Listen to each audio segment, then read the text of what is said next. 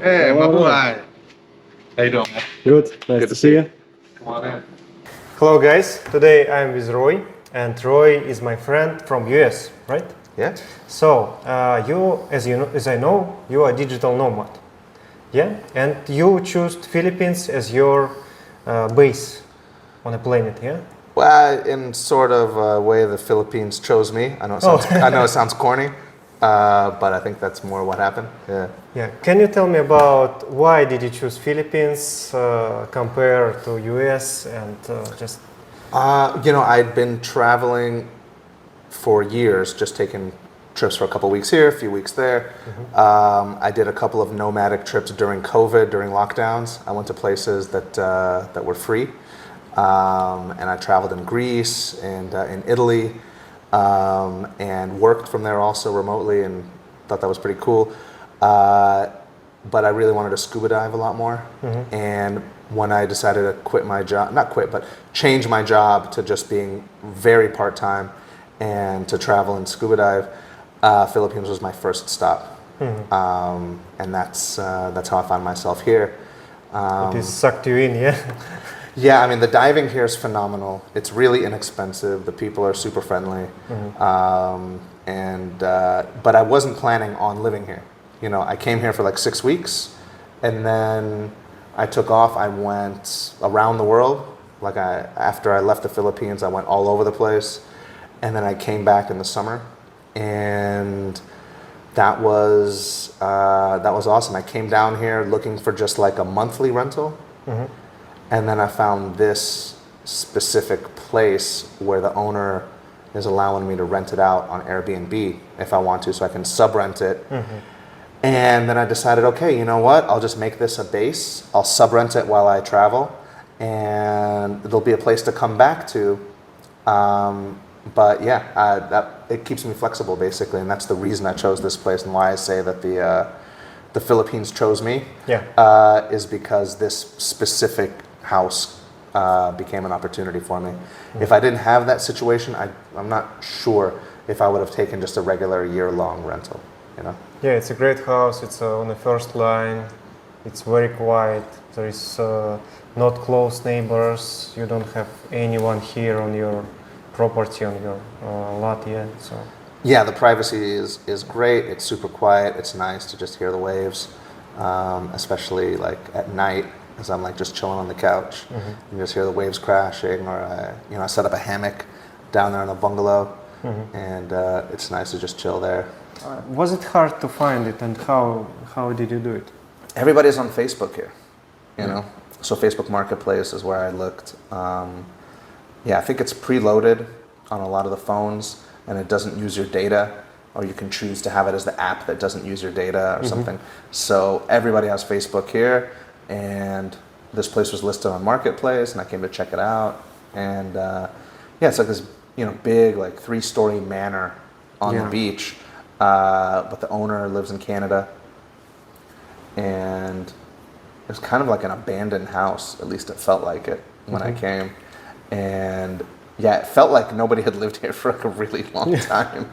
I made some incorrect assumptions though, because apparently right before I moved in, there was somebody that had been living here, and it was a foreigner that was living here and paying like a pretty good amount of rent for a place with like no air conditioning. The front door there was no front door. It was like metal bars.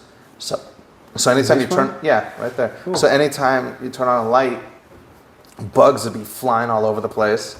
I'm anti indoor insect. I'm against that. Yeah. It's your home. It was a huge battle of mine, for the few months that I was fixing this place up. To just keep the insects out. Now you have mosquito screens and everything. You fixed everything here. I made a deal with the owner, so I can't live here without hot water. There was no hot water, or aircon. Like those are just two things that are just deal breakers for me. And the water pump was broken, so the water pressure was really bad. So who was paying for it? I made a deal with the owner that I would not pay rent for the first few months, and that would be a credit for me to pay out of my pocket and get these things fixed. And so that's what we did with with that, and then it just never ended.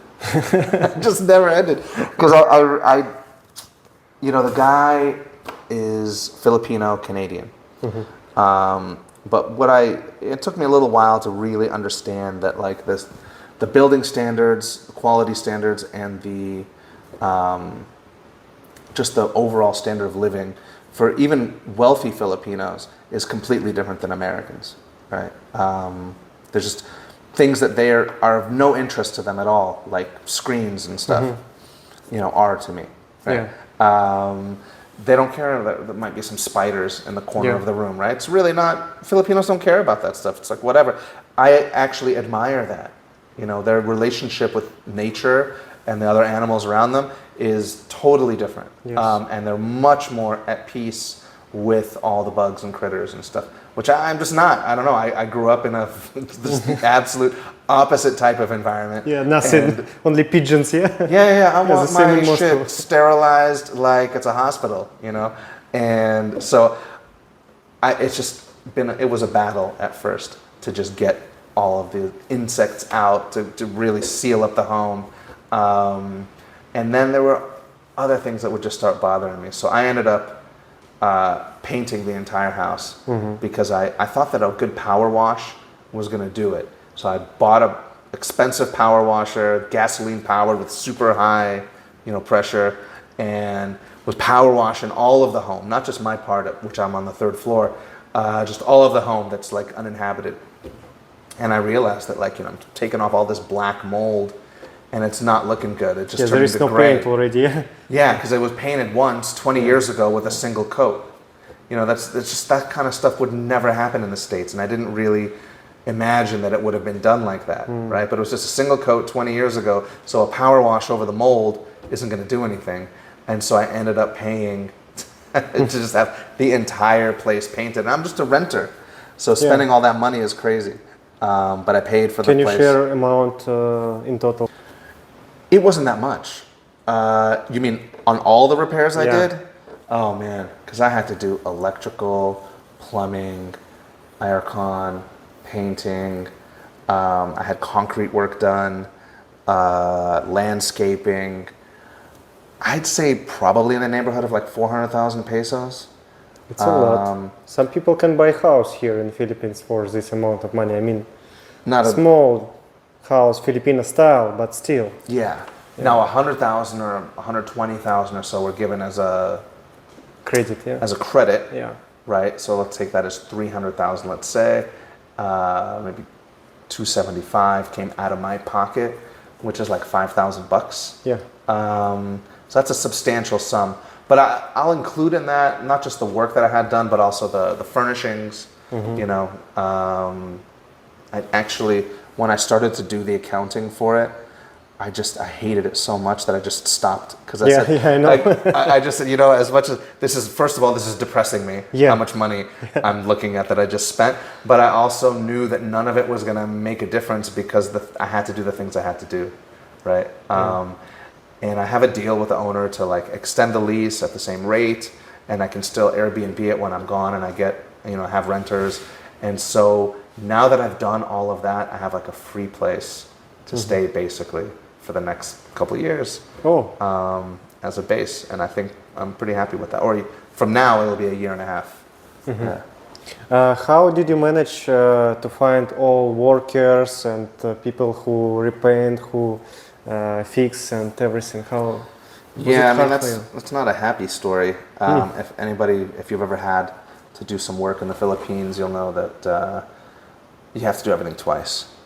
And so sometimes on the second time that I would have something done, I would find a good worker to do it. So I started just with like the local property manager guy helping me out, and all of the people that he brought to like do jobs, none of them did it right. None of the jobs ever got done properly. And I had to find other people to come and do them again and again. And when I was getting the water pump fixed for like, I don't know, the third time or something, this guy came in and he solved the issue. And I was like, okay, I like this guy. Maybe Give me your number. Really. And then it was like, okay, maybe you can help me out with this other thing and this other thing. And he installed a sink for me after he fixed the water pump because he knew plumbing and whatever. And then that became more and more work, and I saw just how capable he is and trustworthy and honorable and competent. Like really, I got super lucky with this guy Marby, and so he's been like my go-to. So when it was time to paint the house, you know, he brought like 6 other guys. He was the total manager for the operation, and just like took care of things properly. And just I feel super lucky to have found him after having probably maybe 20 other guys do different jobs in the first couple months here. I found he's my guy now. Yeah. Roy, can you tell me your main difficulties managing house for short term and at the same time renting it from your owner here? Am I clear? Yeah, this sure. question? So, I mean, the challenge of renting it short term is actually finding a reliable housekeeper that can come and be available when I need. Housekeeping services are not really like a big thing out here. It's not like the normal kind of, not like in the US and other countries and Western countries where being a housekeeper is like a job and that's what you do and then you go back home.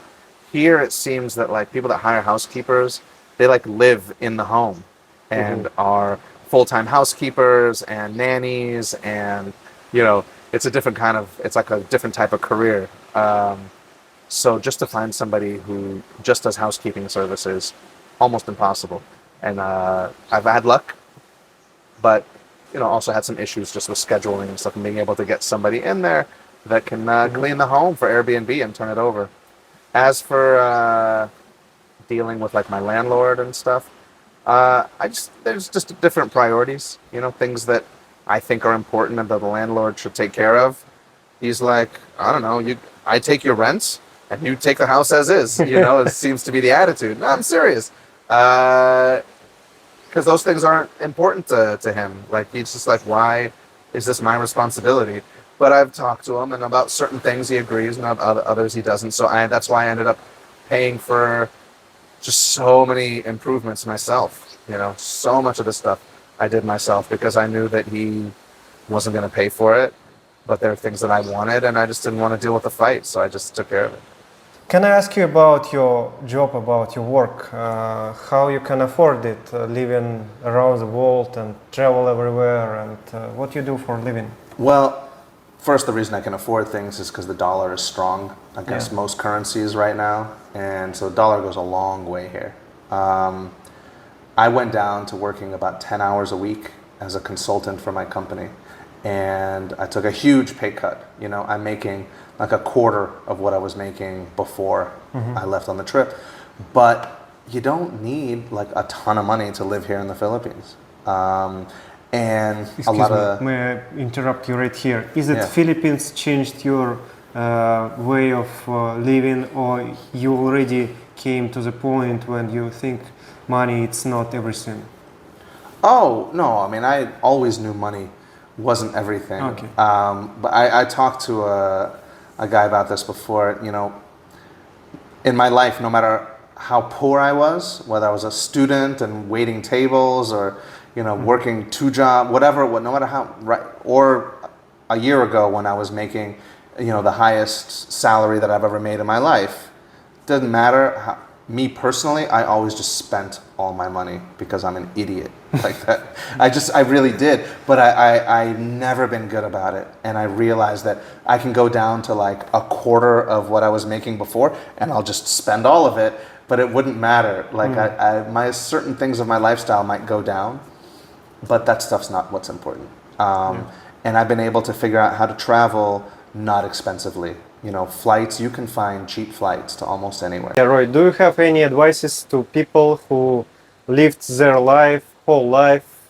in their home country and they want to travel, they want to live in abroad somewhere, they want to change their life? Do you have some advices or tips or mental shifts how they can do it? I mean, I'm super lucky. I happen to have been working at a job with a company that allowed me to do this. You know, it's not something that everybody has. So I wouldn't say that it's gonna. For me, it was easy. For me, I had already been living an international life. You know, I was born in Israel. I lived there till I was 6. Then I moved to America and lived there, but had always been traveling internationally. And then I moved to Israel for like 4 years. So I was living abroad, but working for my American company. And now I took the next step and did it, and the company let me stay on the payroll. You know, it made it so much easier. I didn't have to search for work or money. I knew exactly what my monthly pay was going to be. A lot of the people I know that are doing the nomad lifestyle are, you know, freelancers, and so they're always looking for the next job. They're not sure. They don't have security in what their pay will be in the next month or two. So I'm not the right guy to ask because I had things done so comfortably. But what I'll say is that people just find a way. You know, I know stories from folks who have down to like zero money, I mean, really nothing, and not even enough to get a plane ticket home or anything, and would find themselves desperate, but that opens them up to some other opportunities that give them a chance to make some money and be able to live where they're at. But if you're willing to just go down in lifestyle, right? If you're willing to deal with some bugs, if you're too willing to deal with no hot water and things like that, you can live really inexpensively in a lot of places. And if you speak English fluently, you can get yourself some kind of a job doing something almost anywhere in the world if you've got good English. At a hostel or restaurant or hotel or something, there's usually something for you. Yeah, Roy, you said you grew up in Israel and then you moved to US and then to the Philippines. Yeah. So can you share your experience of feeling home? Because for many people, they lived whole life at the same place and they feeling stress and they scared of thought moving somewhere. Right. How you feel word home for you? Wow, you know, How you defined it? I feel like I have many homes. But you know, when I told my mom that I was going to do this, she laughed a little and responded that, you know, that I always had ants in my pants. You know, this idea that I just could never sit still. And I think that's really a me thing. I've never felt 100% at home anywhere. So like when I came to America, I always felt quite Israeli. When I was living in Israel, I was always more American, right? I was never 100% or just only one thing, right? So home to me is many places, right? Home is Santa Cruz, California, where I grew up. It's also Israel. It's also, I guess, a little bit Philippines. So now traveling somewhere else, you feel yourself a little bit Filipino? Yeah, maybe. I haven't really picked up any Visayan, so I got to work on that before I could really say that. But no, I think my point is I actually can feel at home anywhere because I'm not just one thing. You know, some people, I don't feel like I'm a fish out of water wherever I am. So even here in the Philippines, I mean, this is a very different kind of place. You know, it's a very, you know, developing nation with poverty all around, and I can feel relaxed and comfortable, and it's okay in a completely different type of environment than I was raised in. And I was raised in the countryside, not in a city, but I lived in the city for years and felt at home there as well. Like I don't want to say I'm a chameleon, but I adapt really well to wherever I'm at. So here in the Philippines, I'm living this type of lifestyle, but I'm planning on going to Japan, and there it's totally different than here. And in Italy, I'm planning to go there again shortly, and totally different than here. And I feel at home in all the places. I'm very easygoing and can adapt to wherever I'm at. Because for me, before, it was really big question, and I asked myself, like, how can I, if I want to move somewhere else in the world, how I can leave everything behind? And it was shift when I moved from region around Moscow, where I born, to inside of Moscow. And I started to live inside of Moscow, and on this point I realized what you just said. Home, it is where are you. It is not stuff where you keep it or where your favorite Mac or your favorite gym or whatever. It is where are you, and if you feel your home like inside, so you don't need really some stuff, some favorite couch or anything. When I felt this shift in my mind, yeah, I was ready. So Well, you just reminded me that I did once have a favorite couch, though, and I miss that amazing couch.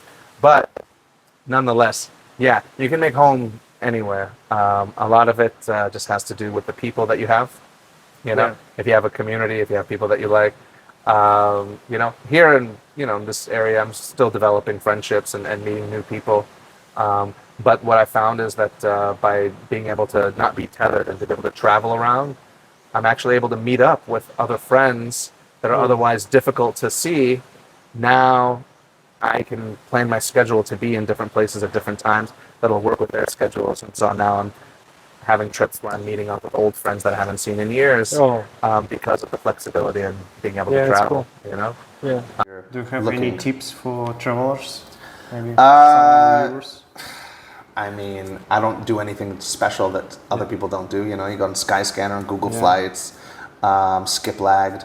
But I always find the rates through those guys, but I always book through the airline because you just have to. If any changes need to be made later, you want to have it with the airline. So I'll pay an extra $40 for the flight as long as it's with the actual carrier.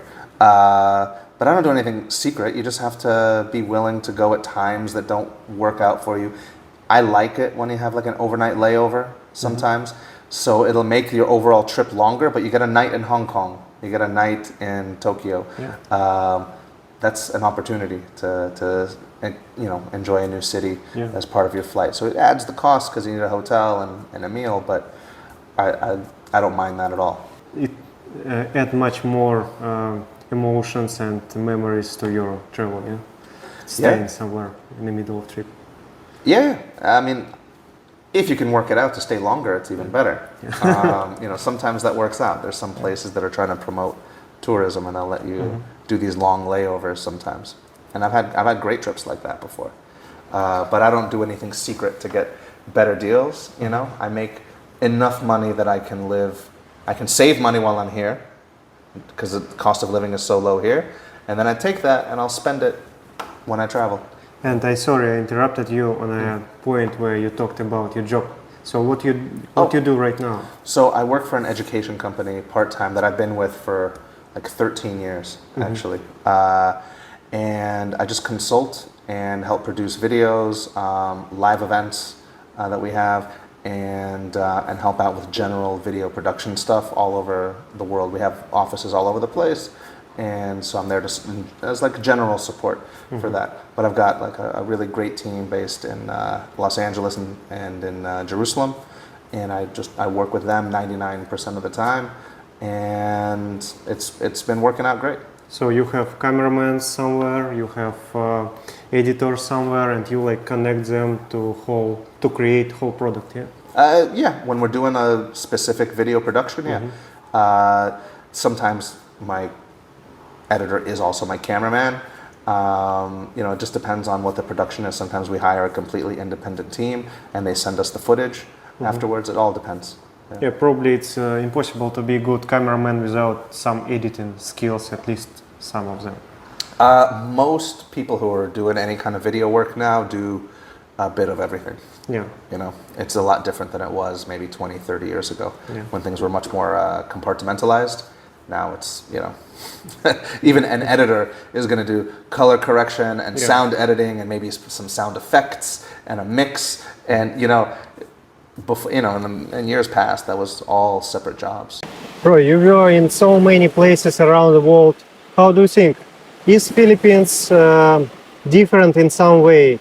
Is there something special? How do you think? Philippines? Yeah. Yeah, I mean, the water's amazing. The scuba diving's great. The people are super friendly. Everything's affordable. You got to get used to some other things. It's the poorest country I've ever really spent time in. One of the things I like about it is that lots and lots of the people are completely fine with being poor. They don't care about the material nonsense.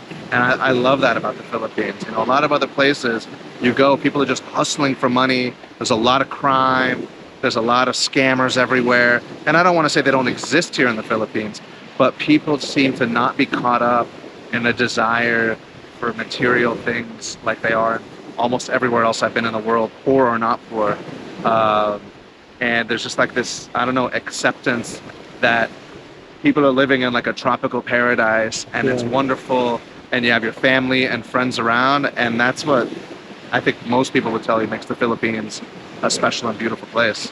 It's because the people are free from the desire for most of those things. It's not that they don't want nice things, it's just that they're completely fine without it, that they've realized the other things are so much more important. That's part of the culture here, which I think makes it really cool. And the nature here is spectacular. Like there's beautiful nature everywhere around. And for me, that makes the Philippines like a perfect place to be a home base. How do you think, will you somewhere in the future be ready to build your own house here? Is it possible for you? Are you out of your mind? No, No. absolutely not. No. And I know a lot of other foreign guys that are, doing that. They met a girl, they're getting married, they're gonna live here. They bought a plot of land, looking to build. Dude, absolutely not. No. Because what a you don't gigantic want headache. to be tight, or because of what? Oh, it's too hard. Oh, yeah, I mean, I couldn't even imagine doing that kind of a project in another country that has all of the limitations that you have in the Philippines. So, the limitations come in a lot of different ways. One of them is supply chain. Things are out of stock all the time, at least on this island, on Negros, So you have to deal with supply chain stuff. When I first got here, I had an Airbnb, and right next to it, they were constructing like a big building. Like, I don't know what it was, but it was some big, big building. And every 2 days, 2 guys would show up, work for an hour, it would start to rain, and then they would just go away. And then I'd see them 2 days later, the next day it might not rain, but they still wouldn't come. And I'd see them 2 days later, and they would come and work for a couple of hours and then just go. And I was like, is that how you build stuff out here? It takes 6 years to to build out. Forget it, man. It depends. It depends. It just looks so difficult that I wouldn't even consider it. And also, I don't know if I want to live here and be set down roots that are that deep, and have that kind of a major project there. I think, the reason I left my normal life of working 40, 50 hours a week and just having a regular type of life and job, was because I wanted more downtime, more relaxation, more time to scuba dive, more time to enjoy the ocean and the view and just have free time. And why would I take on a gigantic project like that? And Troy, you mentioned some things that you need to used to have in the Philippines. And for me, it's also there are some things that I don't like here. And recently we made a video with you about this thing. I don't know, guys, did you watch it or not? Months ago, we made a beach cleanup. And here in Philippines, it's a huge problem that many people throw in plastic trash everywhere. And we're trying to fix this problem by doing our effort to be an example, to combine and connect local peoples and foreigners, and to do beach cleanups and trying to have some impact on our society here.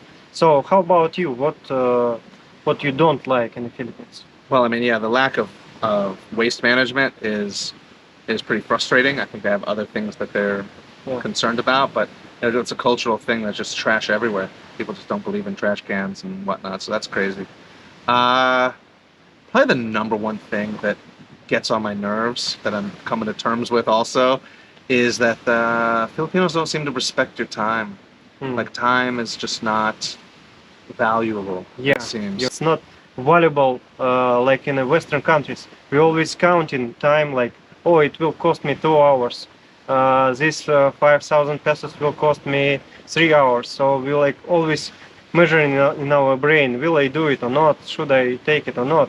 But here in the Philippines, if you will have discount 100 pesos and you will need to spend half day, you will have discount 100 pesos. So like I'll take it. Yeah. value of money of time, it's not so yeah on scale.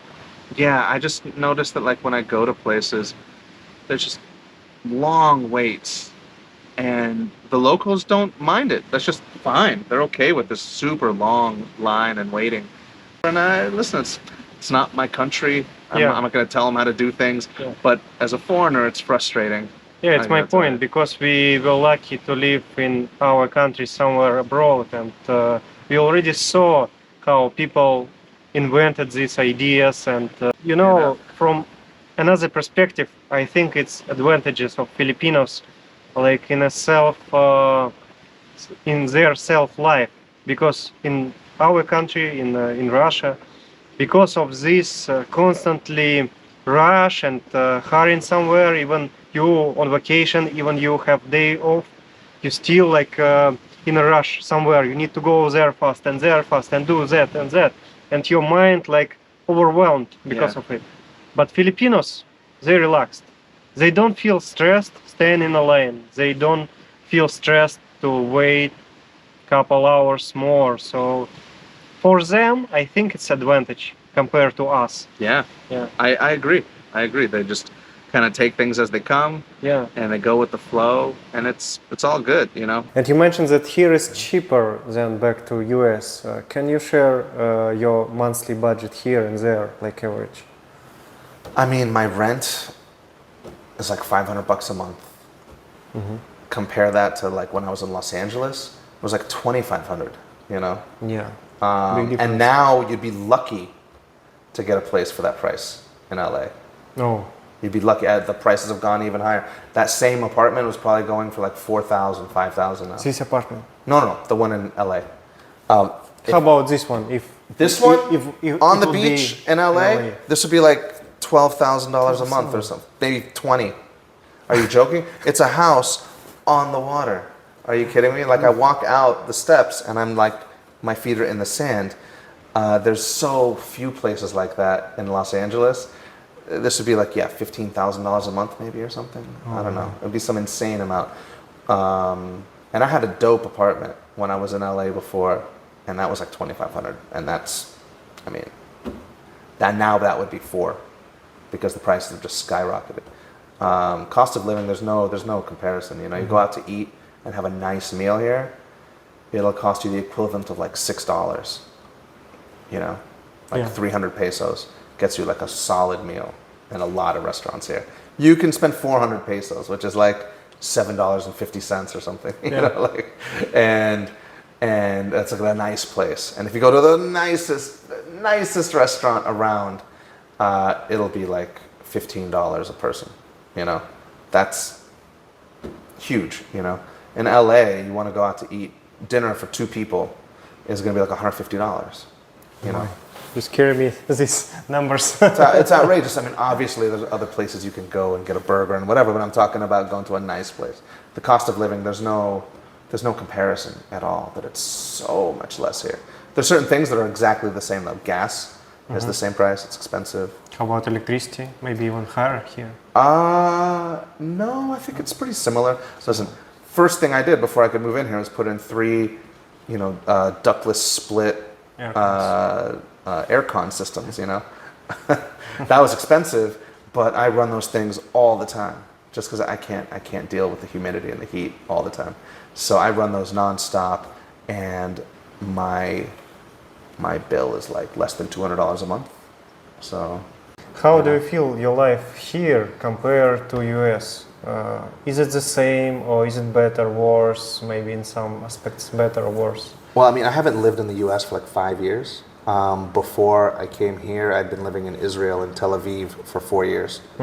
Before that, and when I was in LA, when I was in the States, I was in LA, which is another big city, and so this is just like not city life, you know. I don't. It's funny, man. Like when I drive from my place out to town or anywhere I'm going, I drive through like a dirt road and like a field with cows and like sometimes little kids playing like soccer on just like a field, not like an actual soccer field, but just like a random field of grass. Yeah, it's pretty funny. Total opposite, living like on a coastal jungle. Yeah, than- but don't you miss your life in a city, megapolis, LA, There's things you miss about it, sure. Yeah, I mean, you lived in Moscow? Moscow, right? One of the biggest cities in the world. Yeah. Like, yeah, there's little things that you miss. I miss having a great movie theater to access. There aren't any big movie theaters here. I miss having really good Wi-Fi at every cafe you go to.